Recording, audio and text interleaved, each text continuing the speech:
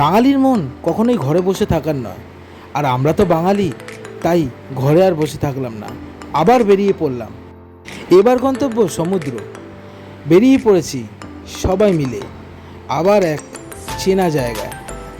জায়গাটা চেনা, কিন্তু প্রতি মুহূর্তে যেন নতুন নতুন রূপ। হ্যাঁ, ঠিকই ধরেছেন, পুরী। আমাদের নেক্সট ডেস্টিনেশন হচ্ছে পুরী। সব কিছুই শেয়ার করব, কিভাবে গেলাম, কত খরচা পড়লো, সব বলবো। তবে তার জন্য কিছুদিন আগে আমাদের যেতে হবে। জার্নি শুরু করেছিলাম শিয়ালদা স্টেশন থেকে। আমি এখন আছি এই মুহূর্তে শিয়ালদা স্টেশনে। এটা হচ্ছে পুরী দুরন্ত এক্সপ্রেস, শিয়ালদা পুরী দুরন্ত এক্সপ্রেস। আমাদের রাজ্য থেকে পুরীতে যাওয়ার অনেকগুলো ট্রেন আছে। হাওড়া বন্দে ভারত এক্সপ্রেস সকাল 6:10 ছাড়ে হাওড়া স্টেশন থেকে। শুধুমাত্র বৃহস্পতিবার দিন এই ট্রেনটি থাকে না। এছাড়া শতাব্দী এক্সপ্রেস দুপুর 2:15 হাওড়া স্টেশন থেকে ছাড়ে। পুরী সুপারফাস্ট রাত্রি 10:40 প্রতিদিন ছাড়ে হাওড়া স্টেশন থেকে। সাঁতরাগাছি থেকে ধৌড়ি এক্সপ্রেস সকাল 9:15 সময় ছাড়ে প্রতিদিন, আর রাত্রির 7:05 জগন্নাথ এক্সপ্রেস প্রতিদিন সাঁতরাগাছি স্টেশন থেকে ছাড়ে। শুধুমাত্র একটাই ট্রেন শিয়ালদা স্টেশন থেকে পুরীতে যায়, সেটি হলো দুরন্ত এক্সপ্রেস। রাত্রির 8টার সময় এই ট্রেনটি শিয়ালদা স্টেশন থেকে ছাড়ে। সপ্তাহে 3 দিন এই ট্রেনটি চলাচল করে, সোম, বুধ, শুক্র। আমরা এই দুরন্ত এক্সপ্রেসই ধরেছিলাম। গুড মর্নিং, আমরা পুরী স্টেশনে রিচ করলাম। এখন 4:38 বাজে। গাড়ি প্রায় 40 মিনিট মতন লেট। গাড়িটা ভালোই আসছিল, বাট ভুবনেশ্বরের পর থেকে এত ঝুলানো শুরু করলো, অ্যাটলিস্ট পৌঁছাতে পারলাম। চলো দেখা যাক কীরকম হয় আগামী দিনগুলো। ভোরবেলা পুরী স্টেশনে ঢোকার পরে আমরা ওখান থেকে অটো ধরে চলে গেছিলাম হোটেলের উদ্দেশ্যে। হোটেল আপনারা পেয়ে যাবেন খুবই কম খরচায়। এখানে 700-800 টাকার মধ্যে নন এসি রুম পেয়ে যাবেন, আর এসি রুম পেয়ে যাবেন আপনারা 1000 থেকে 1200 টাকার মধ্যে। একটু বার্গেনিং করে নেবেন। ভালো হোটেল অনেক আছে। হোটেলে মালপত্র রেখে আর নিজেকে সামলাতে পারলাম না, চলে আসলাম সি বিচে। সকালবেলা সমুদ্রের সামনে দাঁড়িয়ে প্রাণ ভরে নিঃশ্বাস নেওয়ার আলাদাই মজা। প্রথম দিন আমরা হোটেলেই রেস্ট করলাম আর একটু সাইডটা ঘুরলাম। পুজো দেব আগামীকাল। আজ আমাদের দ্বিতীয় দিন। আজকে জগন্নাথ দ্বারে যাব পুজো দিতে। ফোন ভেতরে অ্যালাউ নেই, তবুও চেষ্টা করব যতটা আপনাদের সাথে শেয়ার করা যায়। সকালবেলা স্নান করে জগন্নাথ মন্দিরে গেলাম পুজো দেওয়ার জন্য। মন্দিরের ভেতরে ফোন, ক্যামেরা কোনো কিছুই অ্যালাউ নেই, আপনাকে সব বাইরে রেখে যেতে হবে। জগন্নাথ দ্বারে পুজো দিয়ে মন পুরো ধন্য হয়ে গেল, আর কিছু বলার নেই। পুজো দিয়ে হোটেলে ফিরে রেস্ট নিয়েছিলাম, আর বিকেলবেলা একটু ঘুরতে বেরিয়েছিলাম। আজ আমরা বেরিয়ে পড়েছি উড়িষ্যার সাইট সিন দেখতে। তার মধ্যে আছে ধবলগিরি, উদয়গিরি, খণ্ডগিরি, নন্দনকানন, কোনারক সূর্য মন্দির, আরও অনেক কিছু। আপনারা নিজেরা আসলে ওড়িশা গভর্নমেন্টের নিজস্ব ট্যুরিস্ট ডেভেলপমেন্ট বাস আছে, সেই বাসও বুক করতে পারেন। মাত্র 535 টাকা পার হেড চার্জ নেয়। এসি বাসে করে আপনাদের ঘুরিয়ে দেখাবে উদয়গিরি, খণ্ডগিরি, কোনারক সূর্য মন্দির, চন্দ্রভাগা, নন্দনকানন ন্যাশনাল পার্ক, আরও অনেক কিছু। এর ওটিটিসির লিঙ্কটা আমি আমার ডেসক্রিপশন বক্সে দিয়ে দেবো। আপনারা বাড়ি বসেই লিঙ্কে ক্লিক করে ওখান থেকেই বুক করতে পারবেন। বাস কিন্তু সকাল 6:30টার সময় ছাড়ে।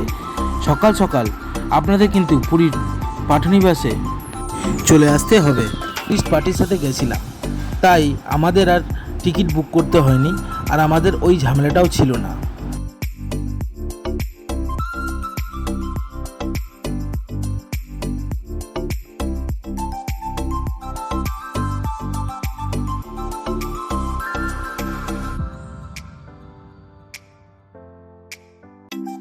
আমরা প্রথমে চন্দ্রভাগা গেছিলাম। কত সুন্দর জায়গা দেখুন।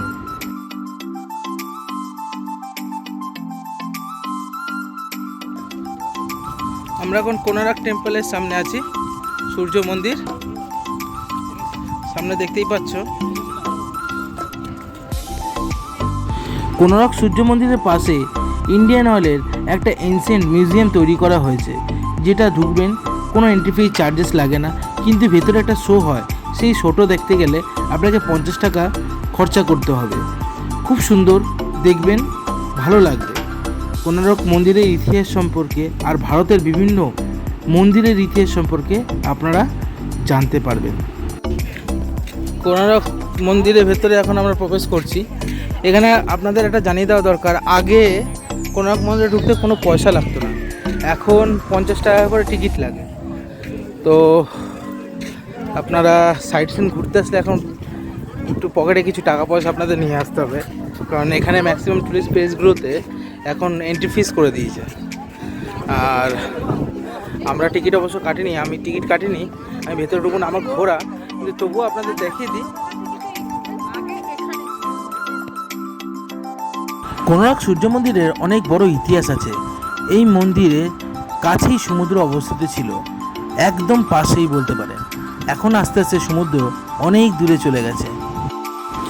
ভারতবর্ষের প্রত্নতাত্ত্বিক নিদর্শনগুলির মধ্যে ওড়িশার কোণারক মন্দির একটি অন্যতম। আপনি আসলে বুঝতে পারবেন কত দক্ষভাবে এই মন্দিরটা তৈরি করা হয়েছিল। এখন আমরা আছি উড়িষ্যার বিখ্যাত আরেকটি টুরিস্ট স্পট ধবলগিরিতে।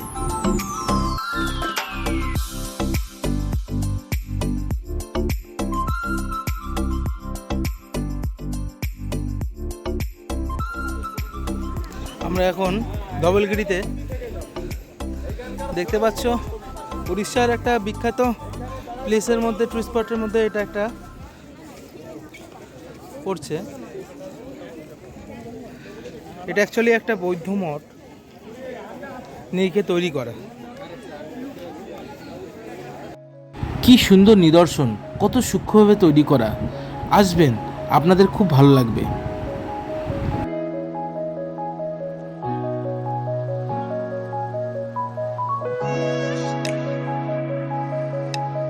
এখান থেকে বেরিয়ে আমরা দুপুরে লাঞ্চ সেরে নন্দনকাননের উদ্দেশ্যে রওনা দিয়েছিলাম, কারণ ওয়েদার ভালো ছিল না, তাই আমাদের খণ্ডগিরি আর পঞ্চলিঙ্গেশ্বর মন্দির দেখা হয়নি। নন্দনকাননে এসেছি, বাট এবারে এক্সপিরিয়েন্স একদম বাজে নন্দনকাননে, কারণ আমরা সাফারি আর ব্যাটারি গাড়ির টিকিট নিলাম, বাট আমাদের সাফারি ডাইরেক্ট এসি করে দিয়েছে। এবারে নন্দনকাননের এক্সপিরিয়েন্স খুব একটা ভালো ছিল না, কারণ অনেকটা প্রবলেমের মধ্যে পড়তে হয়েছিল। নন্দনকাননে আসলে আপনি মাথায় রাখবেন, এন্ট্রি ফিসের জন্য আপনাকে 50 টাকা ধার্য করা হবে। এবার ভেতরে ঢুকে আপনারা ব্যাটারি গাড়ি যদি নেন, তার জন্য পার হেড 60 টাকা করে আপনাদের দিতে হবে। আপনি যদি সাফারি করতে চান, সাফারির জন্য আলাদা চার্জেস আছে। এসির ক্ষেত্রে আপনি 90 টাকা পার হেড চার্জ, আর নন এসির ক্ষেত্রে 60 টাকা পার হেড চার্জ।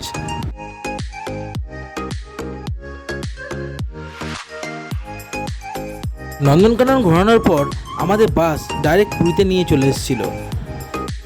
হোটেলে ফিরে একটু রেস্ট নিয়েই আবার বেরিয়ে পড়লাম সমুদ্রের কাছে। সমুদ্র ডাকছিল, অনেকক্ষণ দেখা হয়নি, তাই আবার একটু আড্ডা মারতে বেরিয়ে পড়লাম সমুদ্রের ধারে। পুরী আর দীঘার সমুদ্রের মধ্যে অনেক আকাশ পাতাল তফাৎ আছে। দীঘার সমুদ্র উত্তল আর পুরীর সমুদ্র শান্ত প্রকৃতির।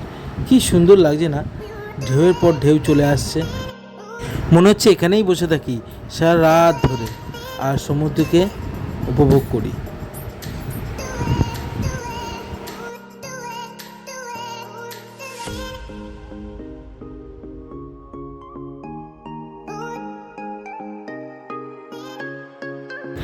আজ আমাদের পুরীতে চতুর্থ দিন। আজকের দিন আমরা এখানেই থাকবো আর সমুদ্রকে উপভোগ করব। প্রচুর এনজয় করেছিলাম, প্রচুর স্নান করেছিলাম।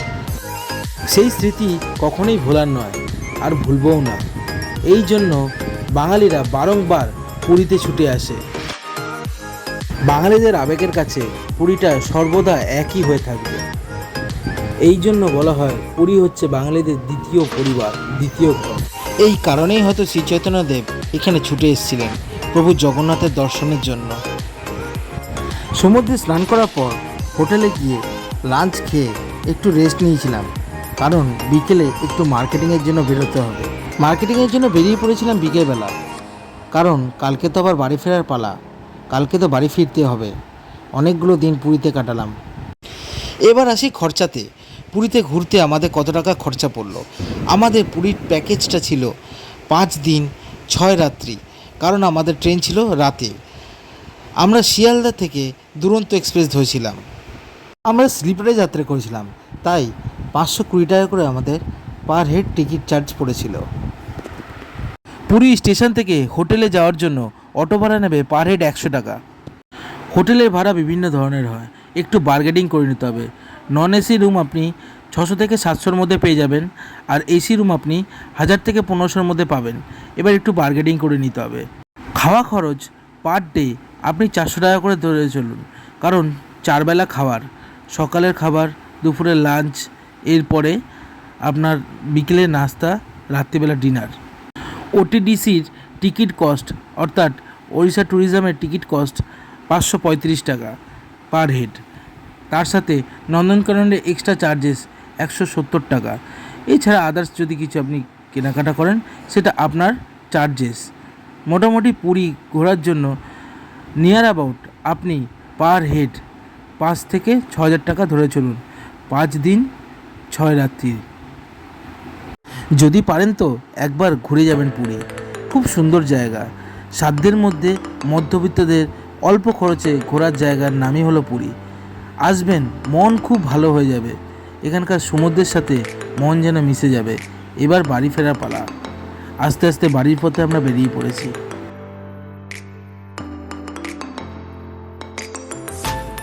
শিয়ালদা পুরী দুরন্ত 22202 পুরী থেকে শিয়ালদা যাওয়ার গাড়ি 7টা 25 মিনিটে 2 নম্বর প্ল্যাটফর্ম থেকে ছাড়বে আর কিছুক্ষণের মধ্যে। আমি এই গাড়িতে ফিরছি আজকে। আসার সময় তো একটা বাজে এক্সপিরিয়েন্স হয়েছিল, যাওয়ার সময় দেখা যাক কী হয়। এই সময় আমাদের সিট পড়েছে। এই যে পুরী যাত্রা এখানেই শেষ। ট্রেন ধরে বাড়ির দিকে গন্তব্য। আবার নতুন একটা ভিডিও নিয়ে তোমাদের সামনে হাজির হবো। তোমরা সবাই ভালো থেকো, আমার ভিডিওটা লাইক করো আর প্রচুর পরিমাণে সাবস্ক্রাইব করো, যেন আমি আরও নিত্য নতুন তোমাদের ভালো ভিডিও ঘোরার ব্লগ প্রোভাইড করতে পারি। তোমরা ভালো থেকো, চলো বাই, আবার দেখা হবে।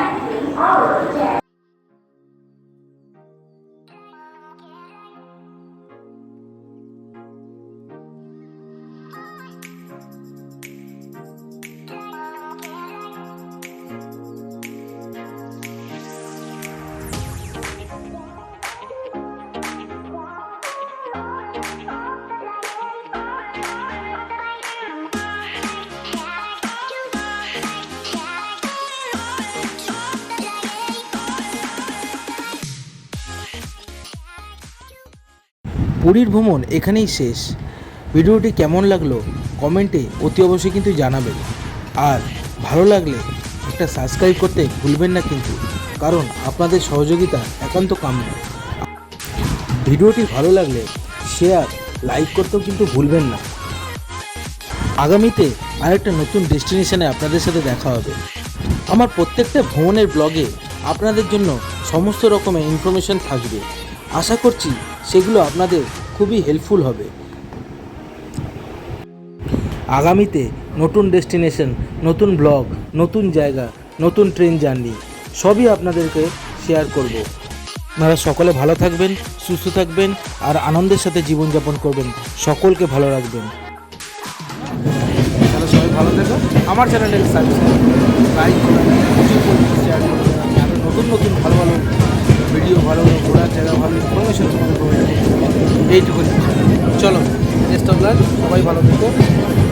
ও রাত্রি রাখছি।